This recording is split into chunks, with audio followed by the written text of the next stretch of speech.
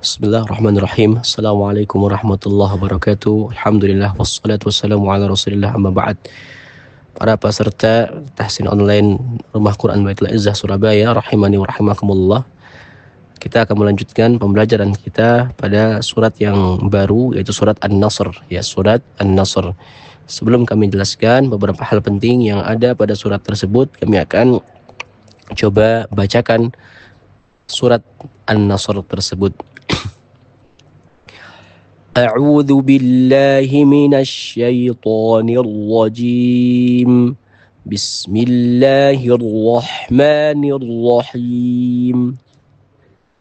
Idza jaa nasrullahi wal fath wa ra'aitan nasa yadkhuluna fi dinillahi afwaja. Fasabbih bihamdi rabbika wastaghfirh innahu kana tawwaba. Baik para ikhwan sekalian, ada beberapa hal penting yang harus kita perhatikan ketika kita membaca surat An-Nasr ini. Yang pertama, kita bertemu dengan hukum yang baru yang mungkin belum kita temukan di surat-surat yang sebelumnya, yaitu hukum yang dinamakan dengan mad wajib al-muttasil, yang terjadi apabila adanya mad tabi'i bertemu dengan huruf hamzah yang berada dalam satu kata yang sama. Hal ini terjadi pada kata jaa pada ayat yang pertama. Idza jaa, maka cara membacanya adalah kita sempurnakan matnya dengan kadar 5 harokat. Yang selanjutnya kita masih di ayat yang pertama, nasrullah, nasrullah, ya. Kita tebalkan pengucapan huruf shad, ra, dan juga lafzul jalalah atau huruf lam yang ada pada lafaz Allah. Di sana kita tebalkan. Karena huruf shad merupakan huruf yang tebal, ra ketika dhammah dia tebal, dan juga lafzul jalalah apabila didahului oleh huruf yang berharokat dhammah, ia pun akan dibaca dengan tebal. Maka kita baca ketiga aspek tersebut dengan tebal. Nasrullahi, nasrullahi.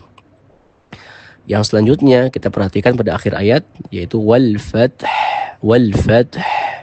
Maka kita akan berhenti dengan 2 sukun di sana, ya, yaitu sukun pertama pada huruf ta, yang kedua sukun pada huruf ha, karena kita hendak waqaf, maka otomatis haknya kita sukunkan. Maka hal ini juga harus kita perhatikan bagaimana kita bisa membaca 2 sukun dengan sempurna. Bagaimana caranya? Yaitu dengan kita sempurnakan terlebih dahulu sukun yang pertama, yaitu huruf ta-nya. Setelah huruf ta-nya sempurna terbaca, baru kita pindah ke sukun yang kedua, yaitu pada huruf ha. Contoh wal fath, wal fath. Jadi bukan wal fath, wal fath, tapi wal fath, wal fath, seperti itu. Yang selanjutnya kita lanjutkan hal penting yang lainnya yang harus kita perhatikan, yaitu kita juga bertemu dengan hukum yang baru di akhir ayat. Kita perhatikan misalnya pada ayat yang kedua, walau aitan nasa yadkhuluna fi dinillahi afwaja. Afwajan, maka di sana kita ketemu dengan tanwin yang ada di akhir ayat, ya, fatatain yang ada di akhir ayat. Maka cara membacanya adalah dengan apa?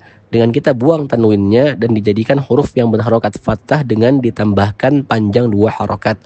Yang aslinya afwajan menjadi afwaja, ya, afwaja. Dan hukum ini dinamakan sebagai mad iwad, ya, mad iwad. Contoh afwajan menjadi afwaja.